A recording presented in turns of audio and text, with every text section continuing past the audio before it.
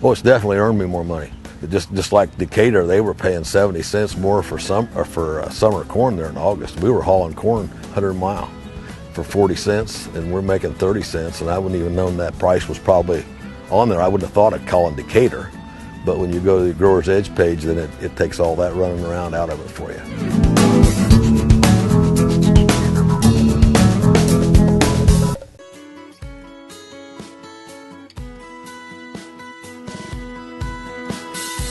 Good afternoon, welcome to GrainTV. It's September 9th, 2014. I'm Logan Burgess. To my right here is Cody Bills to help break down a day in the grains that saw a lot of selling pressure here for corn, soybeans, and wheat. Let's take a look at the quotes here on the iPad. We had corn down 4 cents, November beans down 15 3/4, and we had Chicago wheat down 6 cents there. If you haven't taken a look at our iPad app yet, visit us over at grainhedge.com. You can sign up, download it now, and take a free 2-week trial. Get some live quotes on your mobile device for this Thursday's USDA report. Cody, if we take a look here at the action, though, that we saw in soybeans, as I said, a lot of selling pressure here. We did close the day lower, but we really just moved lower in kind of an orderly fashion. We did punch through that area of $10 there on the November contract. In a lot of minds, this now opens up a move down to $9.50. That's kind of the next area that we're seeing a lot of support. Corn, though, kind of an interesting trade today. Actually looked like we might have kind of found here at bottom toward the end of the trade session, or is that something that may not hold? Yeah, it's kind of interesting when you look at it because we were right around that 343. That was a low set back in June 2010, and it acts as a support here back on Thursday of last week and again here today. We cupped over. We were unable to penetrate through those lows, and we're consolidating. Look at how orderly that consolidation was as we're heading into the night session. I wouldn't be surprised in the night session if we just kind of drift sideways here, but I think there's a very good chance that we end up breaking through. Yep. If we don't break through, there's a good chance we get a little bit of a double bottom. This shows support, maybe get a little bit of a rally off this. Yep. But considering the fact that we have the USDA WASDE report on Thursday,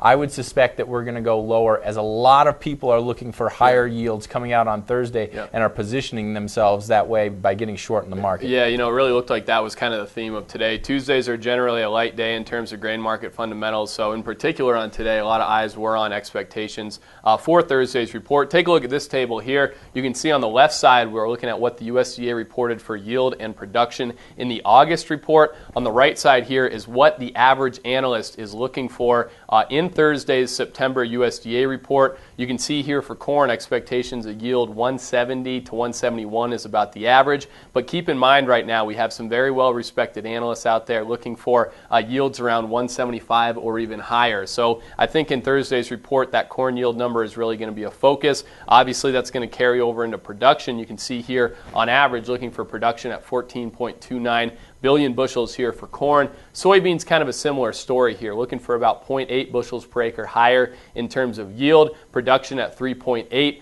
billion bushels. There's still a lot of unknowns, though, I guess, looking at the soybean crop. A lot of questions about disease. So it's going to be interesting to see how this plays out. I think that this corn number in particular could be the focus of this report, specifically after we saw in August the USDA came out with a very conservative 167.4 yield there for corn. Absolutely. There's two things I think that are going to be weighing on this. One, you get these early harvesting reports, people talking about the yields that they're getting out of their fields further south, and those are coming in a little bit better than expected. Now, when you combine that along with the increased crop production ratings, the crop progress weekly reports, I think both of those things make a very compelling case that we may have yield come in. Well, I think it's a given. Most people think that the USDA is going to revise it higher, but just how high is the question here? And I think a lot of people think that even over 170. I personally, I'm not in that boat. I would suspect they're going to be still a little bit conservative here. I wouldn't be surprised to see somewhere around 169. That's more in line with what Play Analytics is looking for. But that's just my personal opinion. Yeah, absolutely. We'll have to see. That report's going to be out at 11 o'clock on Thursday. If you want to follow us for live updates on report day and leading up to report day, you can follow us over on Twitter at GrainTV is where you can find us there. As I said at the beginning of the show, if you haven't yet taken a look at our great mobile app, visit us over at grainhedge.com. You can enter your name,